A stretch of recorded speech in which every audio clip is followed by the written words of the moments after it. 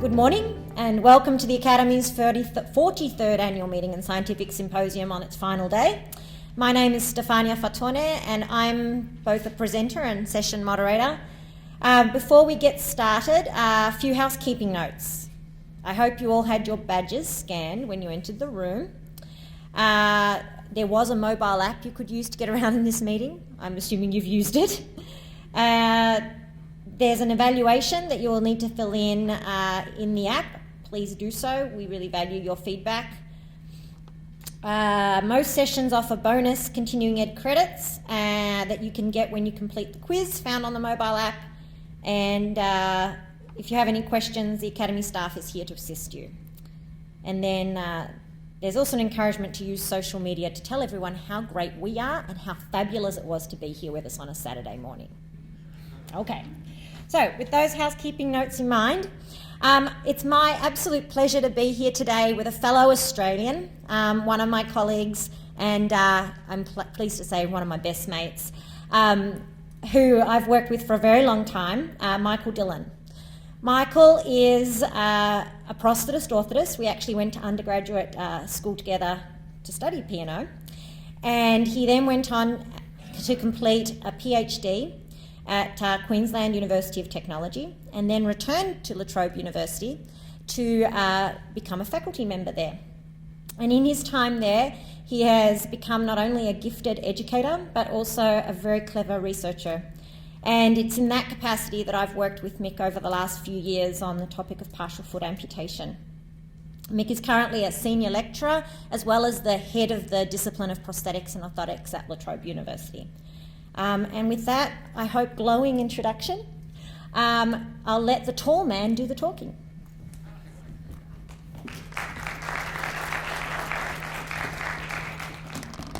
Thank you, Steph. And it is quite the glowing introduction. It was worth getting out of bed just for that. Thank you. Right.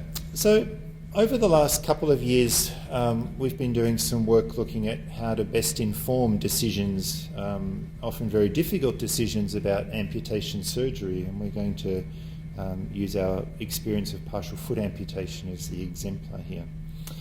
So the work that I'm about to present to you was funded by the American Orthotic Prosthetic Association to a grant awarded to Dr. Fatone and myself a couple of years ago. As Stefania said, I'm an academic at La Trobe University, and Dr. Fatone is an academic at Northwestern University. So every 10 minutes, an older American will undergo a partial foot amputation. That's quite a sobering sort of statistic. Older Americans are often very disrepresented, or often overrepresented in terms of partial foot amputations, because it often takes many decades then for people, or for the long-term effects of conditions like diabetes and peripheral vascular disease to become significant enough that amputation surgery is warranted. Unfortunately, though, at the time that amputation surgery is warranted, most people are just not aware of the likely outcomes, and they're often not very aware of the risk of complications, including the sorts of delays in wound healing, the high rates of re-amputation surgery, and the experiences of depression and anxiety that are often very common in these populations. I suspect most people would be surprised to learn that that about 20% of these people will die within 12 months of their first partial foot amputation, and that about 40% of those people will have died within the first 5 years of their first partial foot amputation. And I think those statistics are really important then in terms of how you perceive, how people would choose an amputation procedure. And I guess we wonder whether people would opt for a procedure that reduces their risks of complications and re-amputation surgery if they were much more aware of the likely outcomes, and particularly when you put that in the context of the high rates of mortality, or the fact that many of these people are entering the last years of their life. Unfortunately, helping older people make informed decisions about things like amputation surgery can often be really challenging, helping them understand the potential risks And the likely outcomes is often very difficult because of things like the typical age-related cognitive decline. Many of the people that we see have some degree of dementia at the point of limb loss. Most of them are on multiple medications. A good proportion of them have depression or anxiety, and even things like urinary tract infections have all been shown to impair people's ability to make informed decisions or to engage in new learning that's necessary to make informed decisions.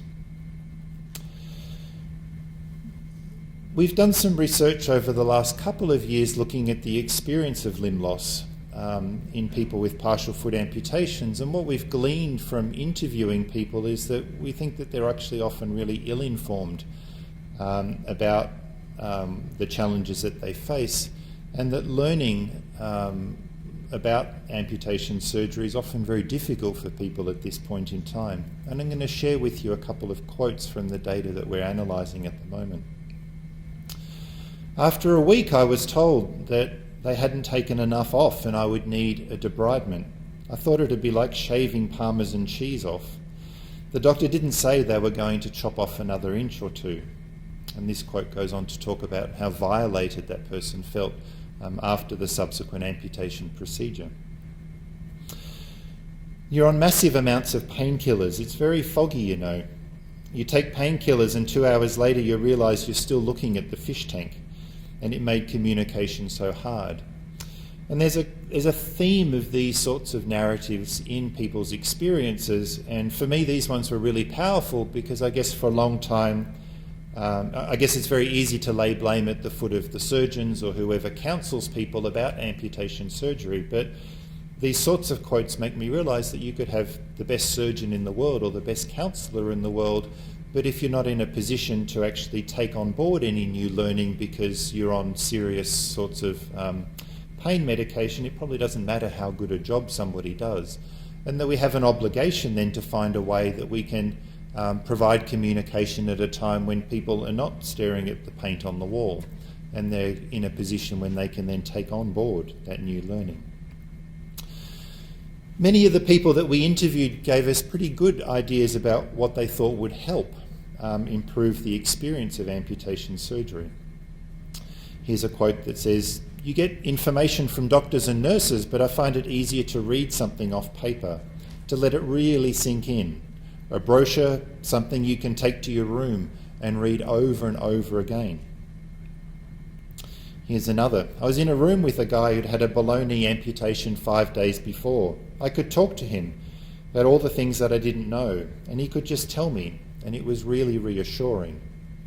And I know this experience of peer counselling will be familiar to many people, but for me what's powerful in this quote is kind of what's implicit or what's not implicit in the message.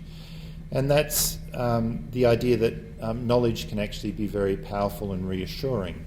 And we see this certainly in areas where, in much more developed areas of research, say around for people who've had renal impairment and are on dialysis, for example, or people who've experienced or undergoing treatment for breast cancer. And even though that some of the topics of conversation are very difficult, people are often very reassured by just knowing what the path ahead will be. Even if they never experience some of the bumps or challenges of other people, just knowing that they're likely certainly has a big impact in terms of mitigating some of the impact of depression or minimising the anxiety that people experience. And again, we think that would be really valuable in this population. So recognising these challenges, we've wondered whether a shared decision-making approach might actually be a really helpful way to talk to people about these difficult decisions about amputation surgery. And as we've become more familiar with shared decision-making, I guess we've become more impressed at the potential power that it has to help inform these decisions. So shared decision-making, I guess by way of a very simple definition, characterises a process where clinicians and patients jointly make healthcare decisions. And I'll phrase that very specifically. They jointly make healthcare decisions. It requires, I guess to be effective, it requires a partnership where meaningful conversations can occur. the kinds of meaningful conversations that can be valuable to helping inform decisions. And while that might sound like the sort of typical thing that we would see in any consult, I can tell you that a shared decision-making consult is very deliberately designed to achieve a couple of things that make it notably different from the kinds of consults that we usually provide. Shared decision-making consults are designed to focus on a very specific healthcare decision. So it's not just general information about a condition that you have or a procedure. The information is deliberately targeted to help inform the decision that's being made. And that requires you to be very explicit about defining that decision. Shared decision-making demands that people are presented with all the available treatment options, not just the ones that the doctor or the rehab specialist thinks are the most appropriate to that person. And some of those decisions or some of those interventions might be no intervention as a course, even if that wouldn't be typical. And by presenting all of these different options for treatment, it's incumbent that you then have an opportunity to explore the pros and cons of each of those different treatment options. Now, some of those are obvious, like maybe what's the risk of reamputation with 2 different types of surgeries, or what's the risk of complications or infection.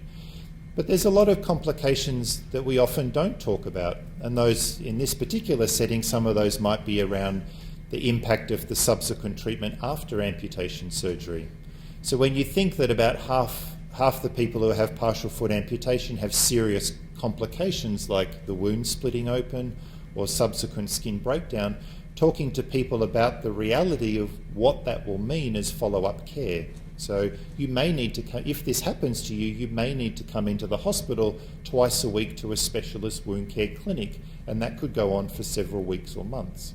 Or you might be provided with a vacuum-assisted closure, and this is what that kind of treatment looks like, and this is the impact that it might have on your mobility. So even though, because ultimately those are really powerful, or that information can be really powerful to help inform people about the kinds of decisions that they make. Shared decision-making consults are very deliberately constructed with exercises that are designed to help patients clarify what's important to them. And clinicians, again, have exercises at their disposal which are really designed to prompt reflection or to prompt discussion about how a patient might feel. So, for example, I might deliberately pose a question to a patient or have a diagram that I might have them fill out, which might say, well, given what you know,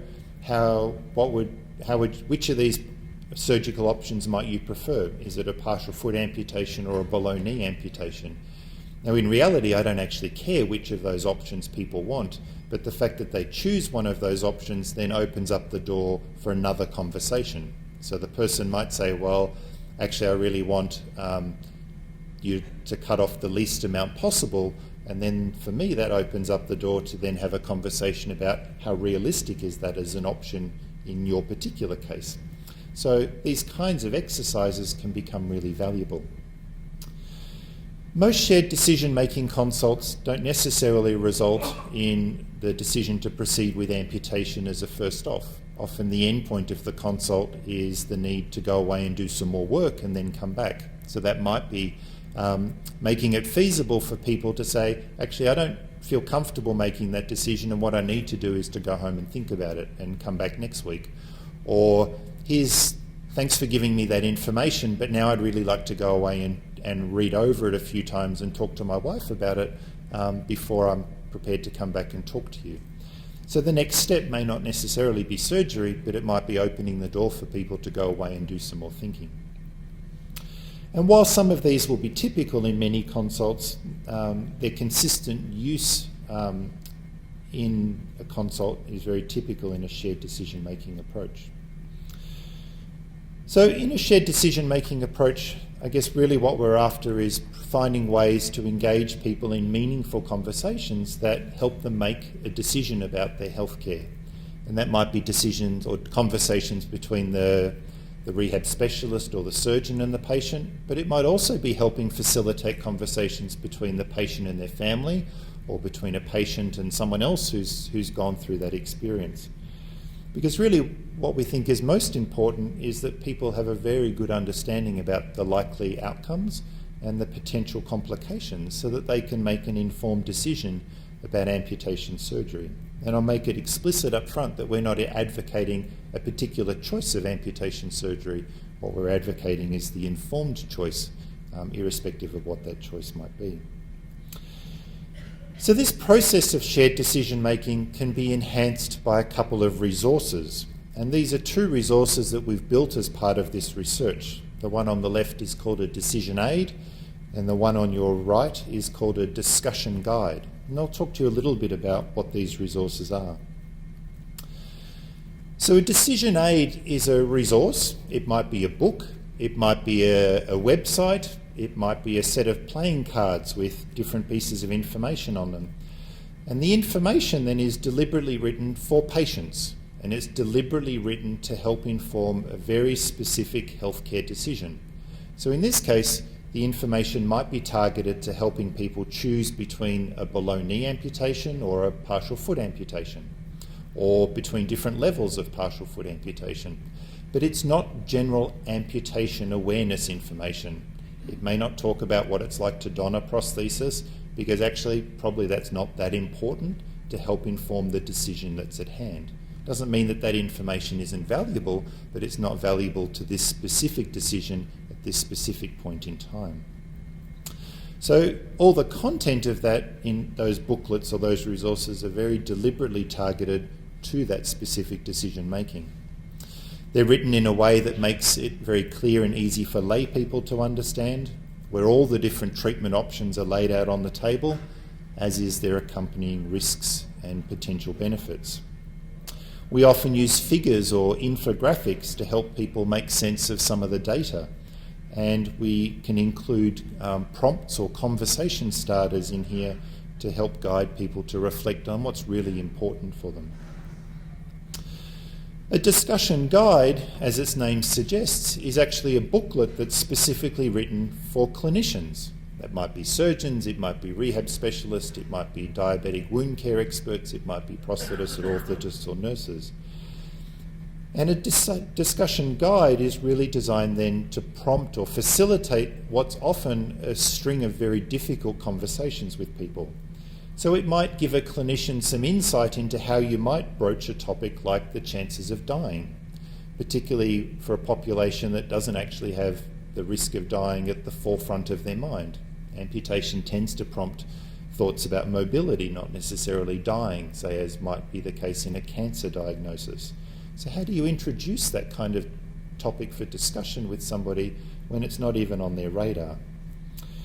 The booklet makes sure that all the topics that are important have potential to come up in a conversation. It includes summaries of the research evidence in a way that's written for clinicians, so it might include things like the relative risk of some complication occurring. And it includes notes to help clinicians apply that information to the person sitting in front of them. So maybe I have to apply the evidence a bit differently if the person sitting in front of me is 55 having their first amputation and has had diabetes for 10 years. It might be a very different set of outcomes that are on the table for someone who's 75 who's got 4 comorbidities and renal impairment. So it probably comes as no surprise that given the tenet of these documents is really to help inform people about making healthcare decisions, that we should have standards in place that govern the quality of these sorts of documents. And the International Patient Decision Aid Standards were built a bit over 10 years ago now, and there have been a few adaptations since that time. And these international standards describe a wide variety of things. So, for example, they describe the process that you need to go through to build one of these documents. So, for example, when we want to work out what kinds of topics need to go into the decision aid, it gives you advice about how you might go about doing that. So and in our case, we reviewed the peer review literature about the experience of limb loss, looking for common themes. We looked at patient education material in all sorts of different areas, diabetic care and surgery. We then put that information into a list of topics and could pitch it to an expert working group that included surgeons and rehab specialists and diabetic foot care people, before it then went on to people living in the community with limb loss, who then could also give us advice about whether we actually had all the right topics covered and what we had missed. So in that way, the process is very rigorously outlined, which makes it easy for developers to comply with. They include information about things like the reading level. So decision aids should be written for a grade 8 reading level or less. They include requirements for the sorts of evidence that should be included, and ideally that evidence should be a summary or a synthesis of evidence as you might find in a systematic review, where it's been critically appraised and the best evidence then can be used to inform the content of those resources. They have to be visually appealing. The information needs to be thoughtfully curated to allow people to navigate it and to read it and to make sense of it. And that's particularly important when you come back to that example I gave earlier of the gentleman who described being in a fishbowl. There's no point giving this person 500-word slab of text on a page because they're probably not going to be able to concentrate long enough to read it. They provide you advice about using patient stories or glossy photos of older people playing with their grandchildren or enjoying a meal out at a cafe. These sorts of patient narratives can often be very misleading, and people can identify with that particular story and the particular path that person chose, even if it might be not an appropriate story given their personal health situation. And they describe the sorts of standards that are required for user testing, and there are multiple stages of testing with all the users. So that might be people facing decisions about limb loss, but also surgeons or other healthcare professionals who are providing that sort of consultation. So, as a segue into the next section of this presentation, I'm going to pull up on this idea that we need high quality evidence to inform the content of these sorts of resources. And to this end, we undertook a systematic review covering a comprehensive range of topics. The evidence that we searched for and appraised was designed to inform decisions about the level of partial foot amputation and between the decision to have a partial foot or a transtibial amputation. And we covered the topics that are listed here on the bottom. So the rates of wound healing, the rates of complications like dehiscence or ulceration, the rates of reamputation, the quality of life outcomes, the mobility outcomes, the psychosocial outcomes, including things like depression, anxiety, body image, sexuality, participation in social roles, pain, stump pain, phantom limb pain, and as well as mortality. So with that, I'll hand you over to Stefania. Okay, thank you, Mick. I have to lower the microphone. So in order to undertake a systematic review, the first step is to devise a protocol. Whoops. Our protocol for the systematic review has been published in the Journal of Systematic Reviews and was also registered in Prospero, which is a register for systematic review protocols. Publishing and registering detailed protocols is an important step in conducting rigorous systematic reviews, given that it ensures transparency of what the researchers are doing and also offers an opportunity for peer review of the protocol before it is undertaken.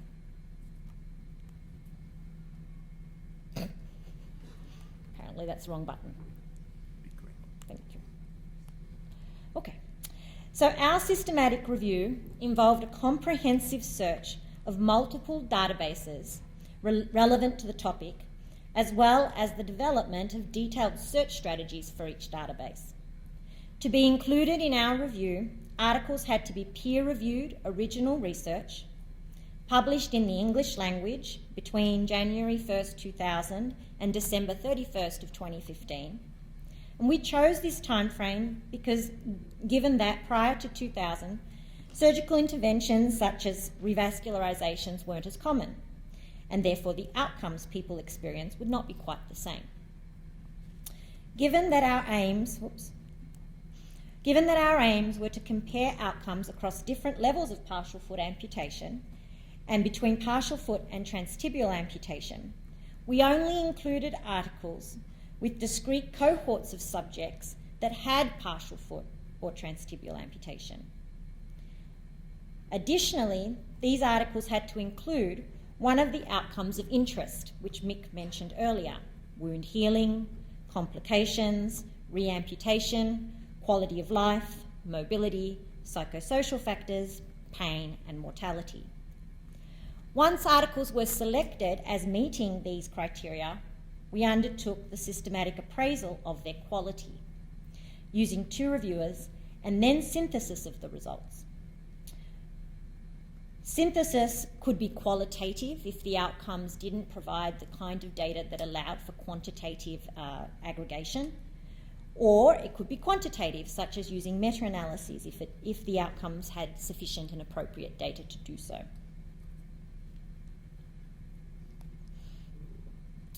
So our results showed that the quantity and quality of articles across the different outcomes varied. So for example, as this schematic shows, we were unable to find articles that reported on psychosocial factors specific to the 2 cohorts we were looking at. There were few moderate quality articles regarding mobility, and considerable good quality articles on mortality. So with regards to mortality, and keeping in mind that we wanted to use the results to inform shared decision making, we wanted to be able to answer certain types of questions, such as, what is the risk of dying in the years after amputation? Does the choice of amputation level matter? And what most influences the risk of dying? Our topic of mortality resulted in 18 articles being found, and they were generally of good quality. We were able to use this data to calculate all-cause proportionate mortality at discrete time points after partial foot amputation. This means that we could report on the percentage of people who died at certain time points after amputation, regardless of the reason. So meta-analyses were used to calculate proportionate mortality. A meta-analysis is a statistical method for pooling results from multiple studies so as to calculate an aggregate point estimate for the outcome of interest. In our case, that outcome was mortality. This graph that you see on the screen is known as a forest plot, and it shows you the data for proportionate mortality at 1 year post partial foot amputation. By way of orientation to the graph, you see on the vertical axis all of the studies that were included in the analysis. The horizontal axis provides the proportion of the sample, or indicates the proportion of the sample that died 1 year after partial foot amputation. The data for each individual study is shown as a box and a horizontal line. The size of each of these square boxes indicates how much each study contributed to the mortality estimate. Studies with larger subject numbers and less variable data engender greater confidence, and this is reflected in the larger squares, such as this example here. The horizontal line indicates the 95% confidence interval for each study. Large confidence intervals are typical of studies with small subject numbers and highly variable data, hence the smaller squares, such as this example here. So let's have a look at these 2 extremes in the data set. You can see that in the sample by Christensen, which is this one here, about 40% of people died in the year after partial foot amputation.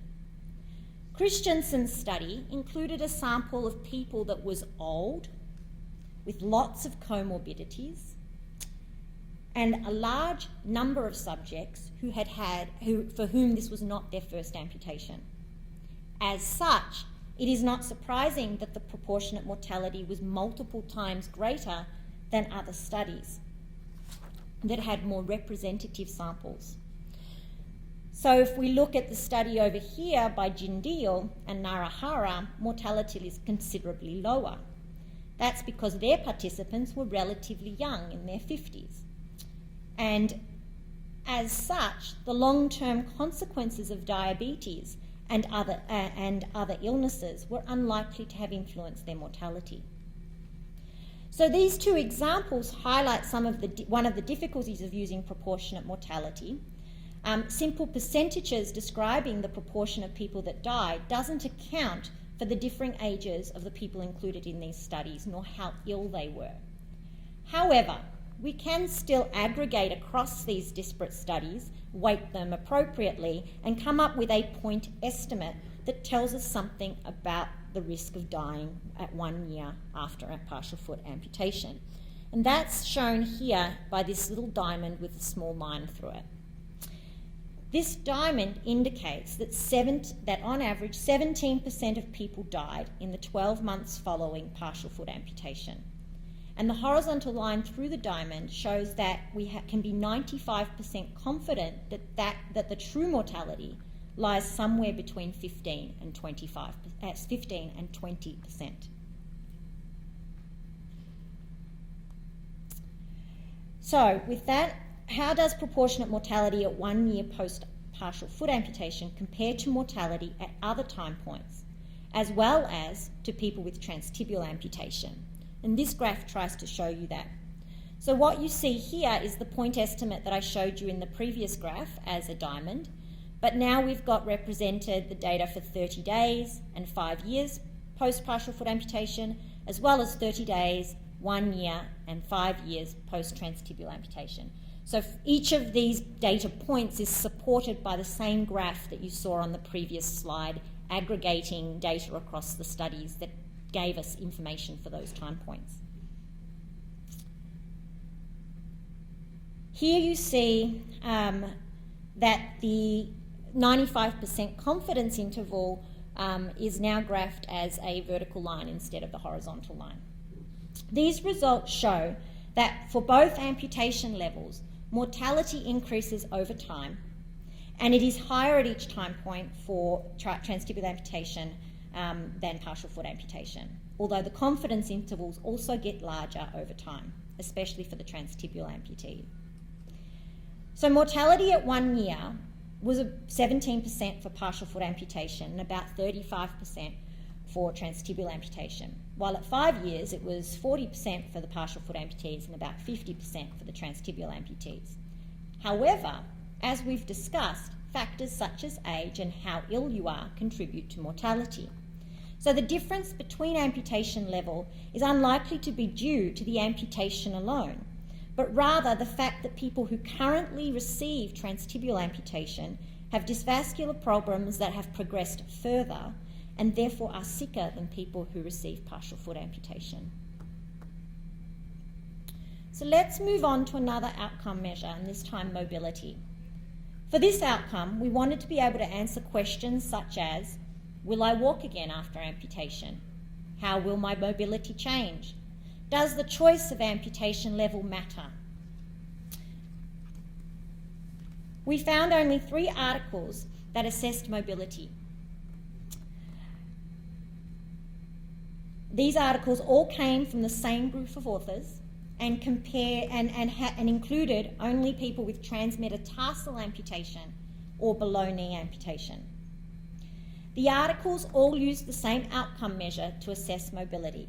The outcome measure was the Locomotor Capability Index 5, which assesses community mobility in everyday tasks such as walking indoors, outside in bad weather, going downstairs, or carrying an object.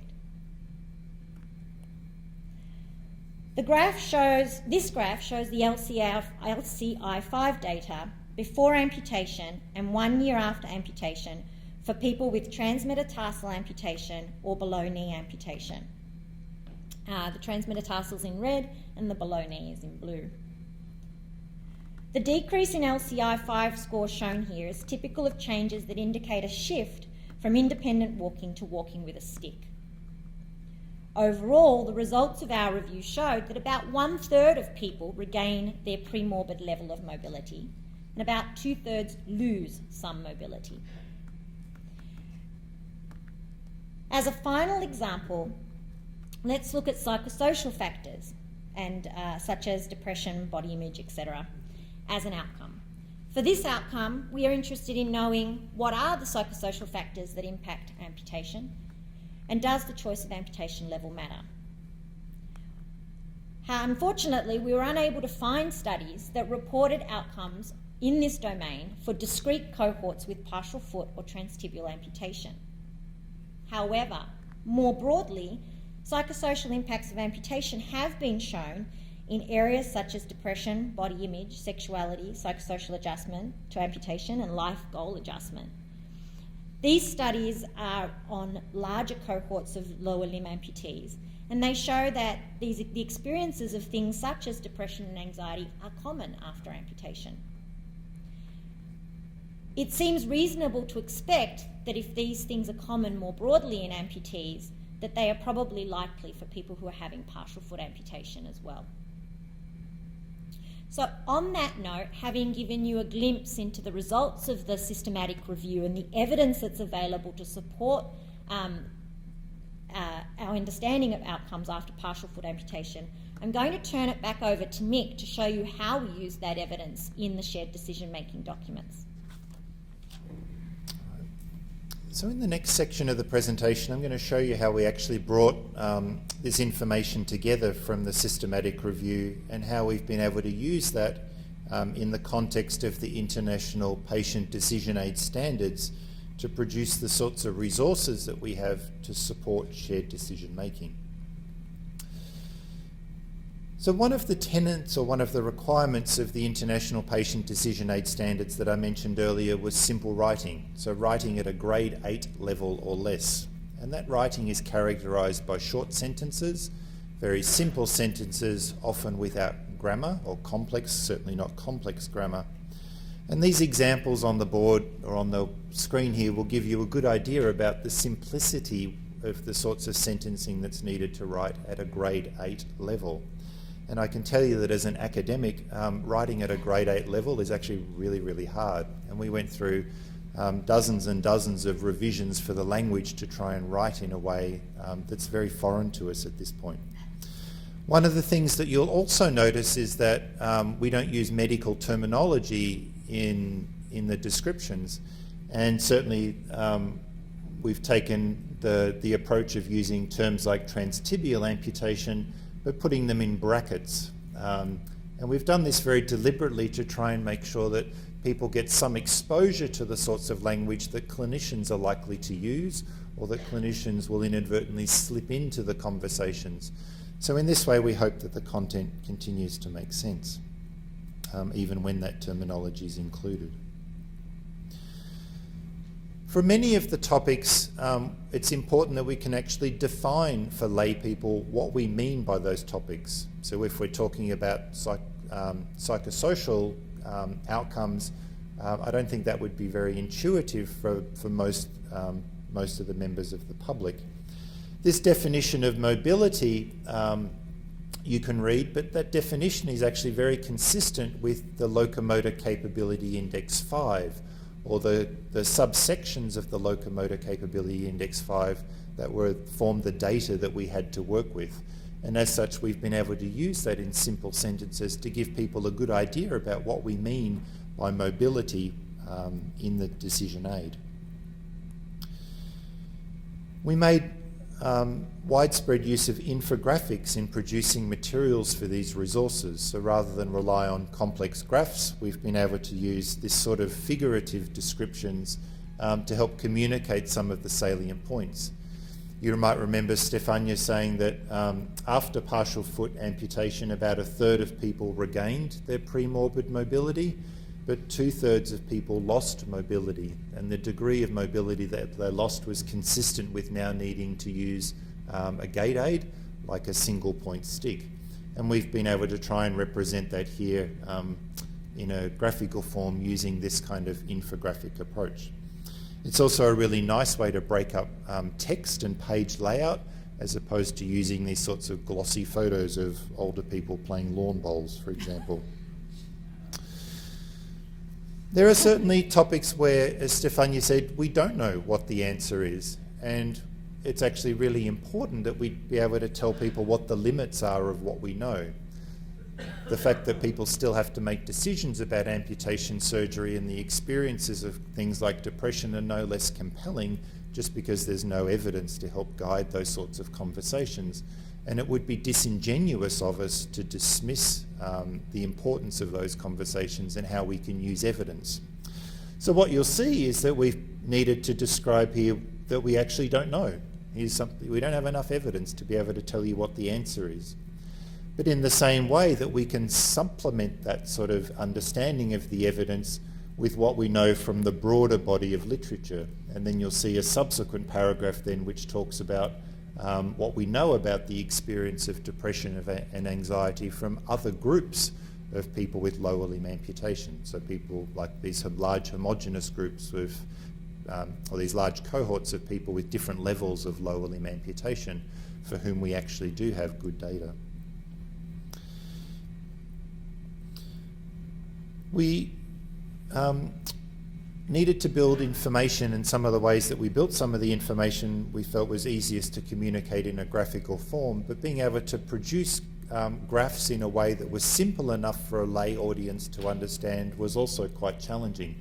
So this is a graph here that compares mortality rates after partial foot amputation at both 1 and 5 years.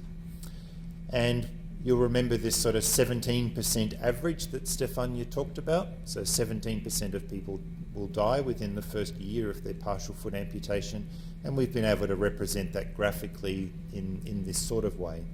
But you'll notice that the graph is very clean compared to many that you will see in research articles. It doesn't have the confidence intervals that you might see or the standard deviations that you might see in many sorts of graphs.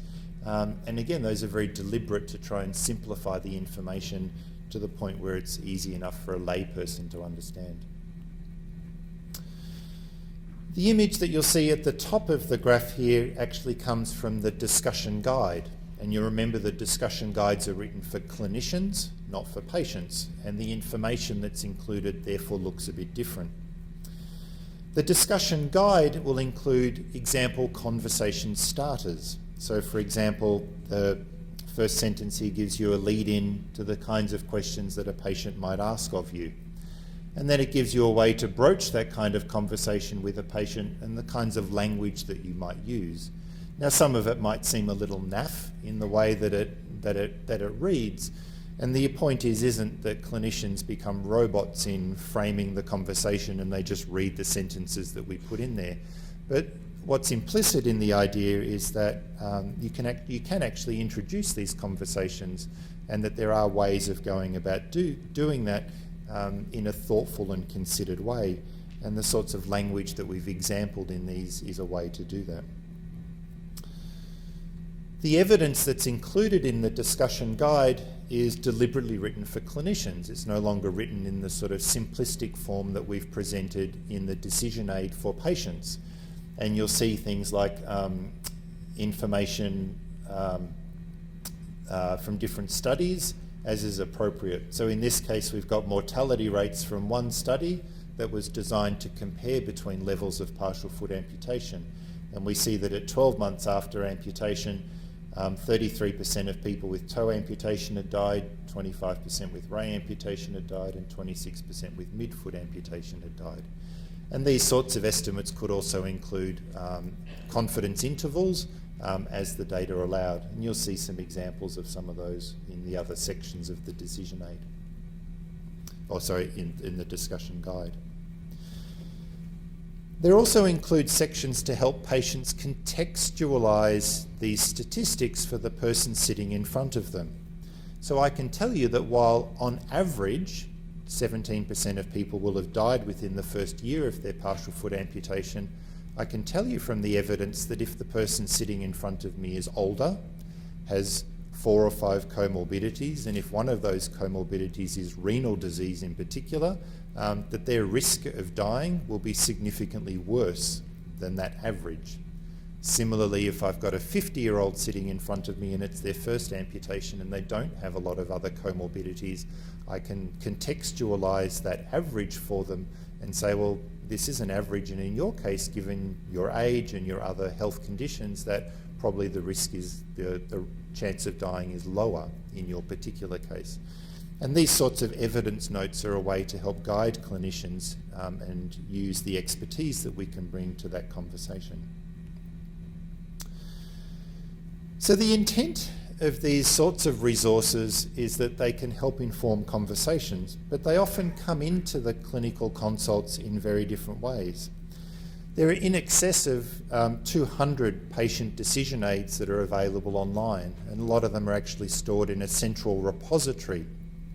And if you do a Google search for decision aids in prostate cancer, or decision aids in breast cancer, or decision aids in antibiotic therapy, you will find decision aids that are publicly available. And increasingly, knowledgeable patients can access and download and read these even before they step foot into a doctor's office or a consult with their rehab specialist. There are certainly opportunities for decision aids to be provided as part of a referral. So, for example, somebody may have been a long-standing client of a high-risk foot service, and they're now at the point where trying to salvage the foot isn't terribly successful, and a surgical consult is probably appropriate. And at that point, the diabetic foot care person or the wound care nurse or whoever the physician is in charge of that service might say to somebody, I'm going to have to make a referral for you to see a surgeon, and before you see the surgeon, I'm going to encourage you to read this information. So here, please take this book and you can have a read of it.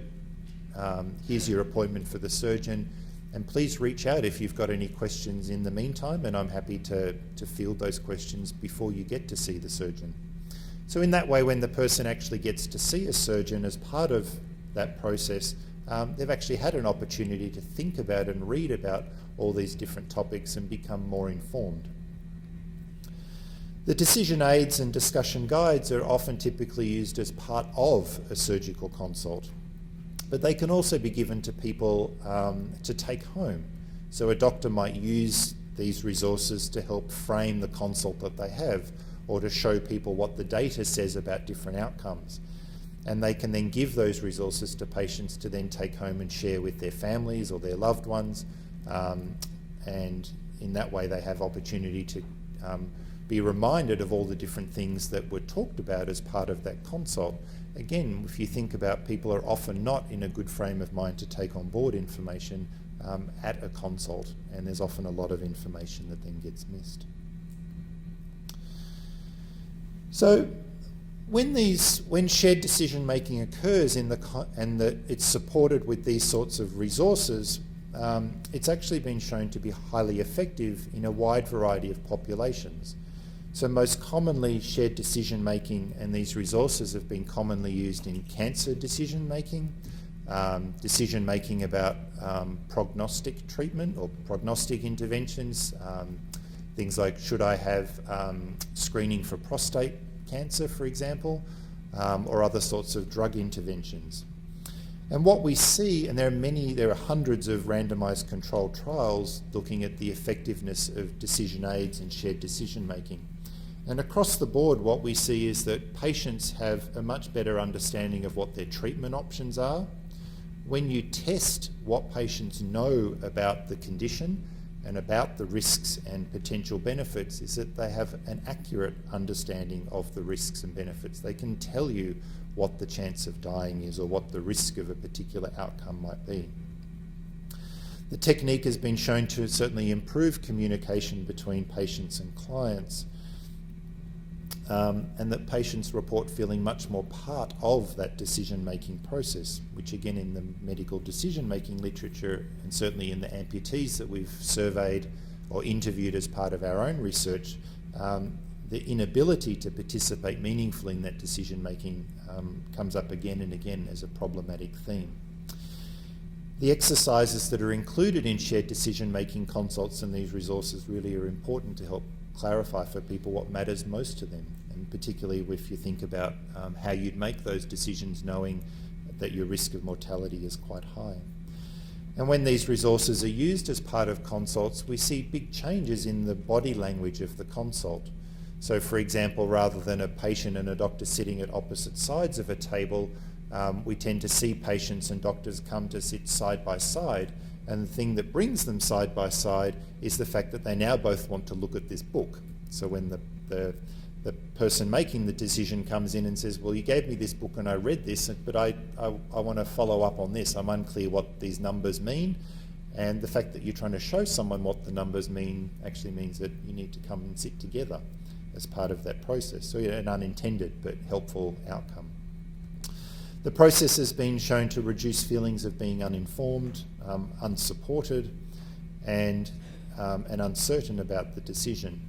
And when people are followed up either 6 months or 12 months after the intervention, people often have far less regret about the decision that they made.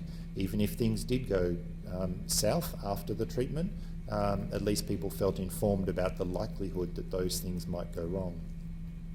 And it's also been shown to reduce the uptake of unnecessary and risky treatments. And I might use the example of prostate screening in some cases as an example where the potential for harms often outweigh the potential benefits. So given that these shared decision-making resources that we've built are really a form of healthcare intervention, it's actually really important that their efficacy is evaluated in a real-world setting and their potential for harms are evaluated in a real-world setting. So you can imagine the kind of distress that you might cause passing one of these things across a table for somebody who had no idea that they might have a 25% chance of dying in the next 12 months. So sliding a book across the table and sending them home to figure that out probably has huge potential to cause harm. And it's actually really important that we're able to conduct studies that in a controlled environment can look for those potential causes of harm.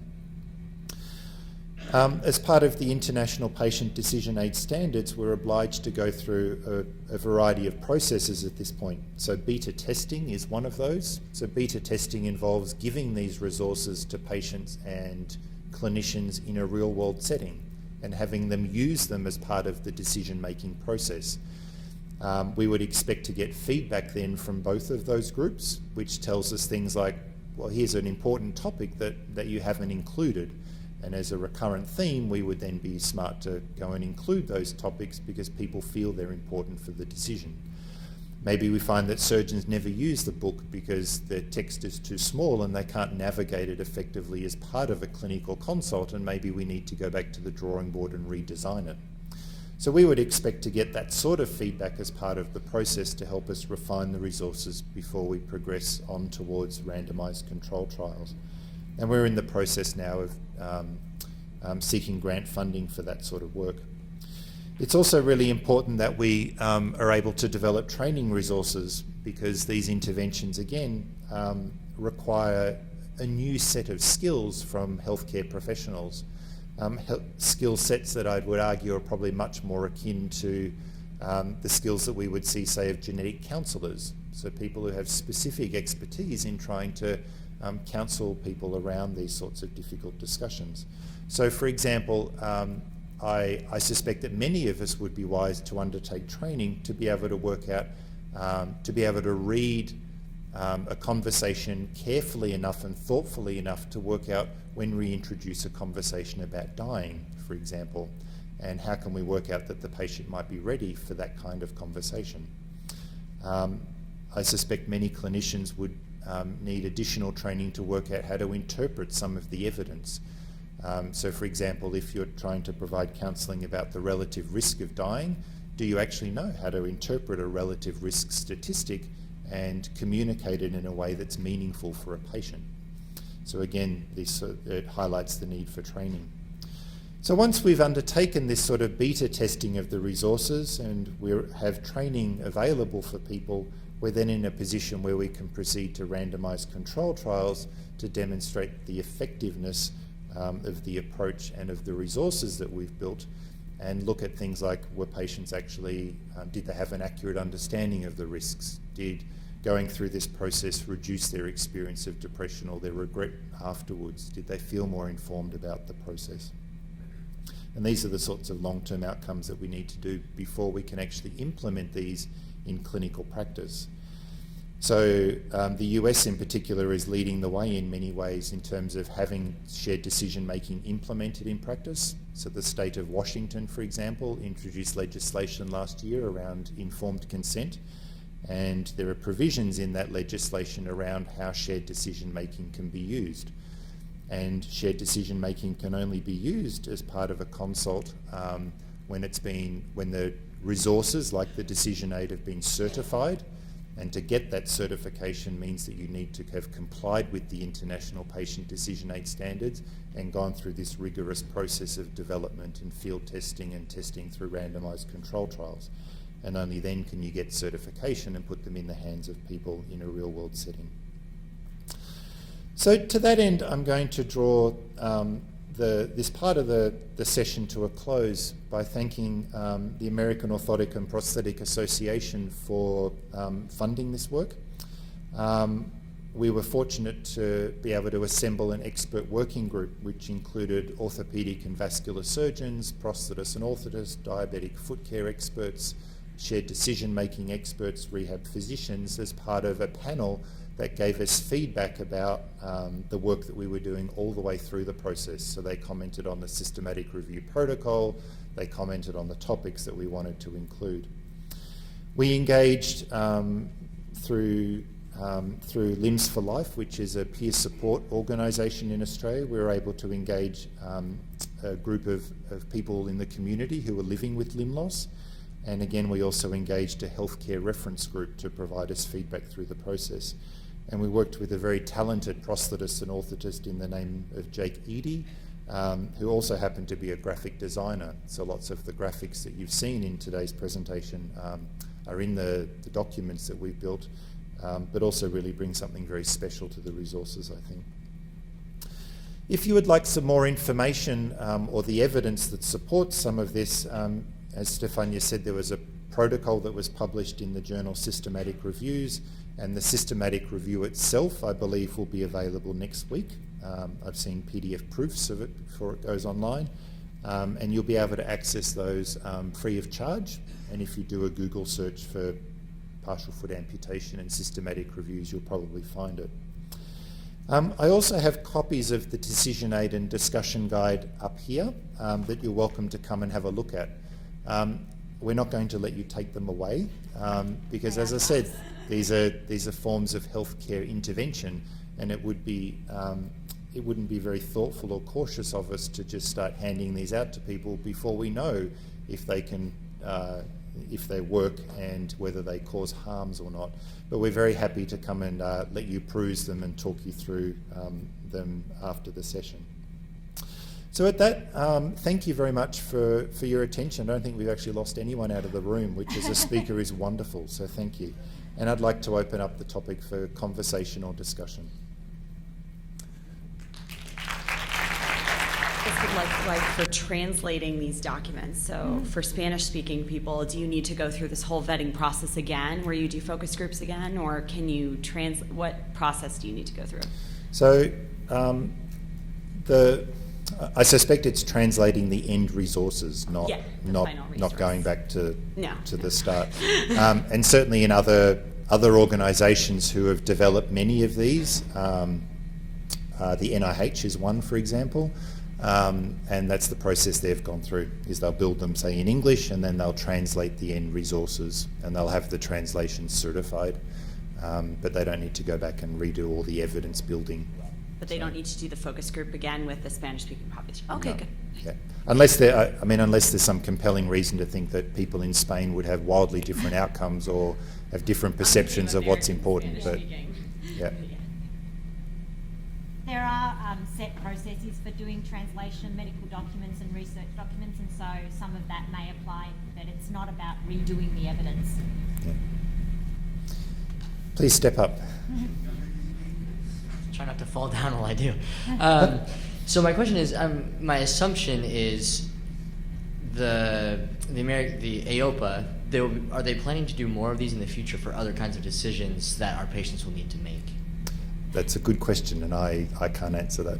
Okay. But I would encourage you to let AAOPA know you're interested. Yeah, because partial foot amputations, I mean, it's a big deal, but there are also other decisions that our patients definitely need to make that they need help making. So I'll add to that conversation a slightly different element. So the grant that we actually applied for was to build a decision flowchart.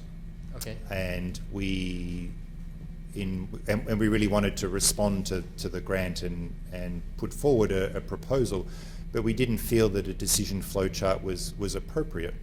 And the reason being is that these sorts of decisions, so decision flowcharts are often highly effective in areas where there's very good evidence and in areas where decisions are not influenced by sort of personal beliefs or values.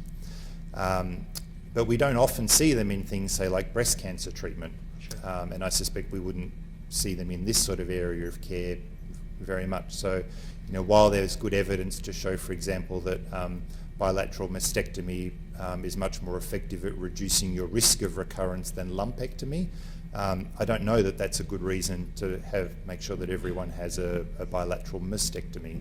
So there's obviously a very personal choice that's important, and I think the way that you inform that is through conversation, not in being prescriptive about what the decision flowchart should be. Yeah. So I think for AAOPA this was a very different avenue than where they thought we might go with it, and we're actually really delighted that they chose to engage in that process. So that might give you a little insight into sort of where that came from. Are you aware of any other decision-making, helps like this that have been made for our field, or is this kind of the first one? So, yeah, there are some on. Well, there's some I'll let you on, talk to that.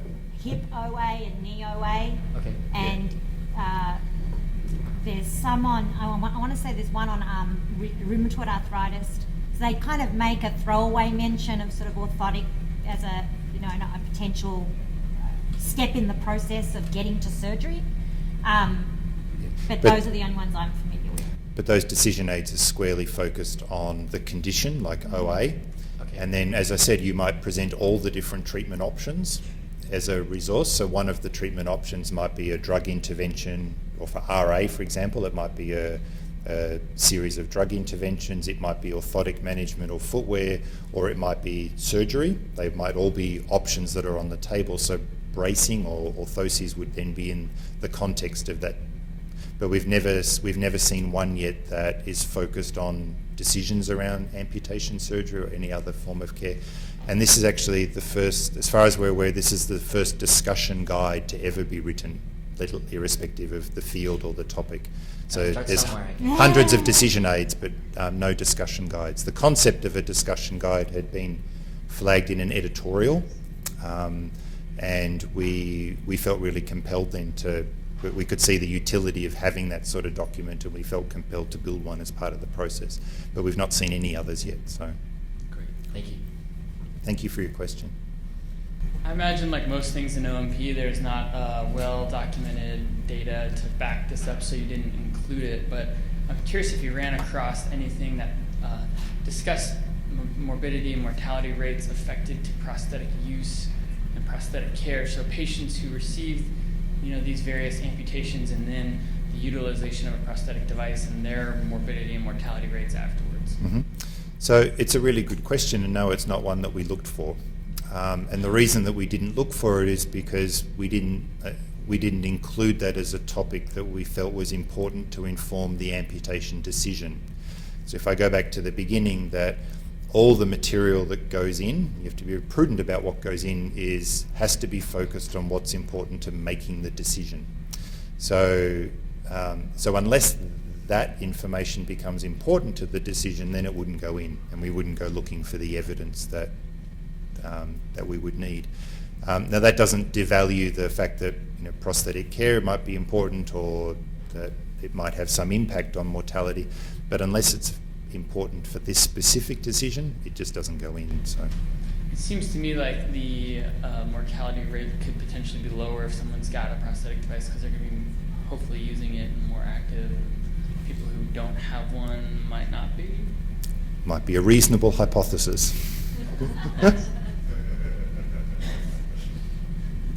Thanks again for this talk. It's really helpful. My question is about who is expected to provide this information, or kind of maybe that will come up more in the beta testing, but who the audience you think is more effective for it? Is it something kind of on the back end as a prosthetist, or who do you see using this mostly? So it's actually a great question, and one that, as we've been designing the protocol for the beta testing, is one that we've had to grapple with.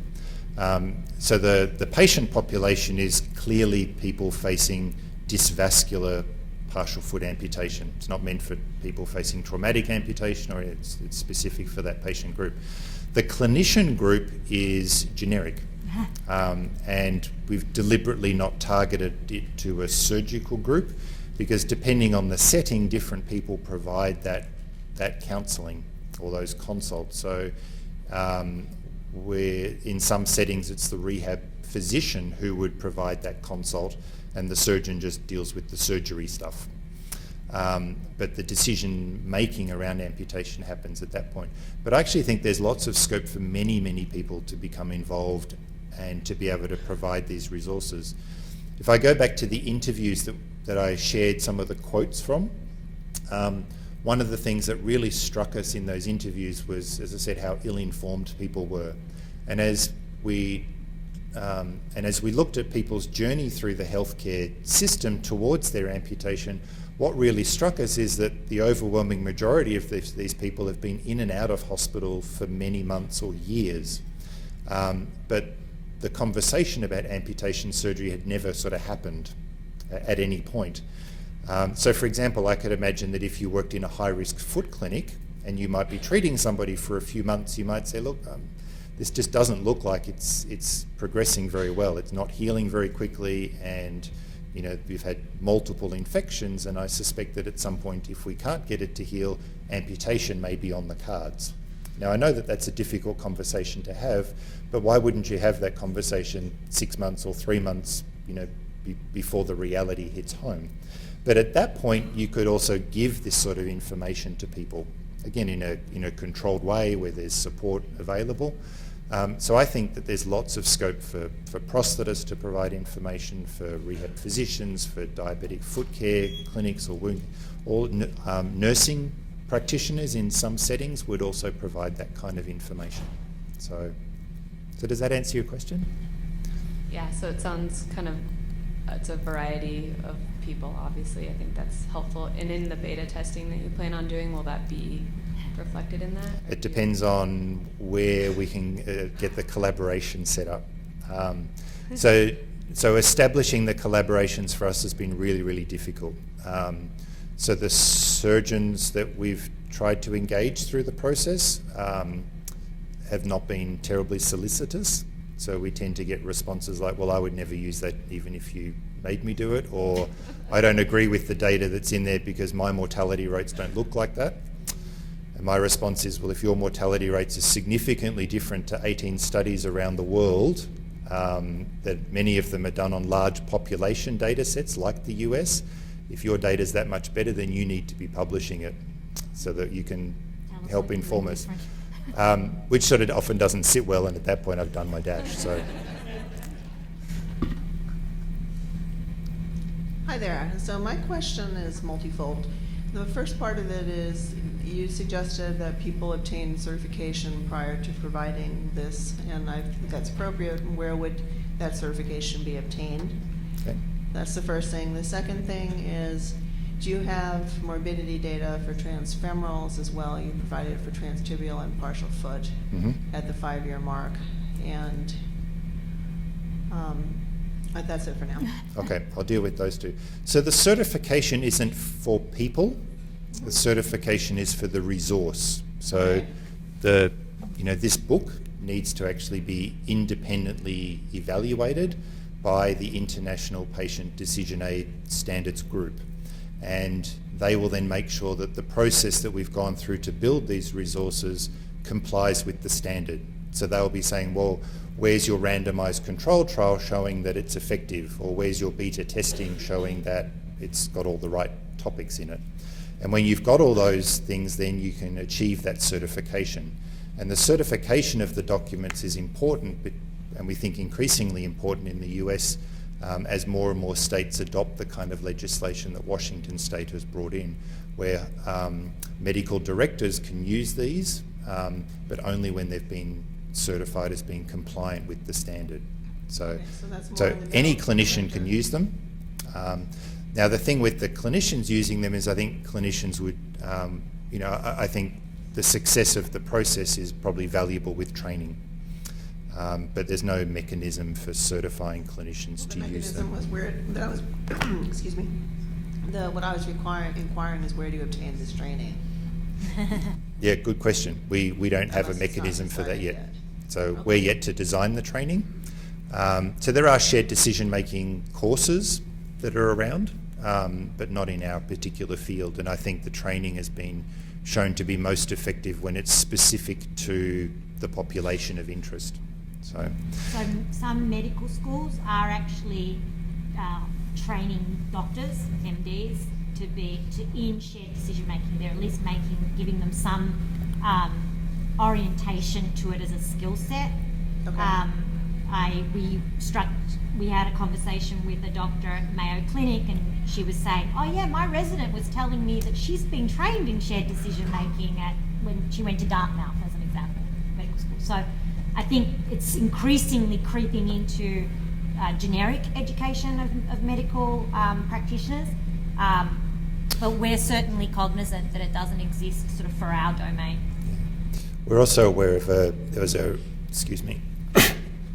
randomised control trial conducted at Bond University in Australia, where shared decision making was taught to occupational therapy undergraduate students, and then they evaluated their ability to engage people in consults, any sort of consult, and they were interested then to see the effect of that sort of training. It was highly effective at changing the way clinicians approach the consult. Okay. In terms of the mortality rate data, no, we didn't gather data specifically for people with transfemoral amputation. Yes, that data exists, Okay. and we didn't synthesize it because it wasn't the focus of the decisions that were the basis for this resource. But yes, that data exists and there's plenty of it. Okay, thank you.